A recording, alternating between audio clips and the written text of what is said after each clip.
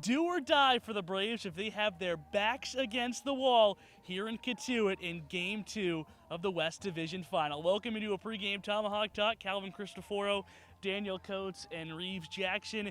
And Daniel, Game 1, let's just say, didn't go in the Braves' way. The Bravos lost 15-6 at home last night at Doran Park against a Cotuit team that started off red hot and really never cooled down. You've had a night to sleep on it. So what do the Braves need to do today to flip the page from that game and pick up a win they obviously have to have?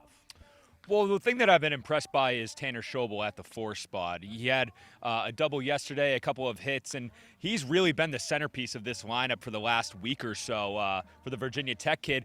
Really, it comes down to the same key. It's whether Christian Knapczyk and Dalton Rushing can get going. There was nothing really going on. Max Anderson had 3 strikeouts, I believe, yesterday going through that game, and you just can't have that at the top of your order. And as Reeves mentioned to me earlier off air, cannot go down today. You need to get off to that hot start. Early on this season, when we got off to a hot start, we were almost unbeatable, and I think today, if we get out to a 3 or 4 run lead, we set the tone, and I think if we win this game, going to Doran Park, bringing that momentum would be huge, of course, but it's do or die here.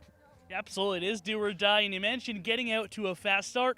That's more important. That's important for the hitting, but you could say it's more important for the pitching because you don't want Cotuit to get off to that hot start. Before you knew it, yesterday after 3 innings, the game was 7-0. The Kettleers ran away with it. Austin Parsley gets the ball tonight. He's got to do what?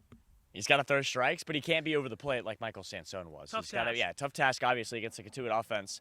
But we saw success from Jasek when he pitched against the Kettleers. That was obviously at home in the 13-1 win. What he did was exactly what Parsley needs to do. Locate the fastball and then supplement it with your off-speed secondary pitches. If Parsley's able to do that, which he has been able to do all season, there's no more pitcher I'm more confident in than Austin Parsley. He's second in the league in strikeout-to-walk ratio, only behind Trey Dombrowski, who had 45 strikeouts, 2 walks. Parsley, 36 strikeouts, and just 1 walk on the season. It's phenomenal.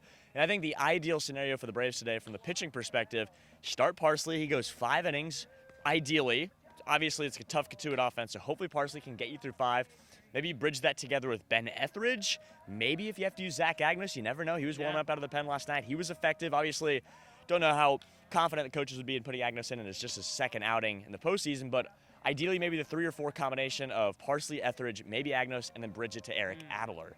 And I think that would be ideal for the Braves. Obviously, it's do or die. Backs are against the wall. If you need a scenario in which Jake Bennett needs to throw, well, then you got to put Jake Bennett in. And maybe you go Jasek tomorrow if you come away with the win. But nothing's out of the scenario tonight, obviously, other than Jasek, who, with his the way he lined up in his last start, obviously won't get a chance to pitch until tomorrow. So could see Jake Bennett today. Who knows? But it's do or die. Backs are against the wall. Every resource could be utilized. It's a really, really tough task. Reeves said it. You got to throw strikes without throwing it over the plate. The only thing harder than that is beating the Kettleers here at Lowell Park, but that's exactly what the Bravos need to do to extend their season. It's going to be a fun atmosphere in front of a packed house here in Cotuit.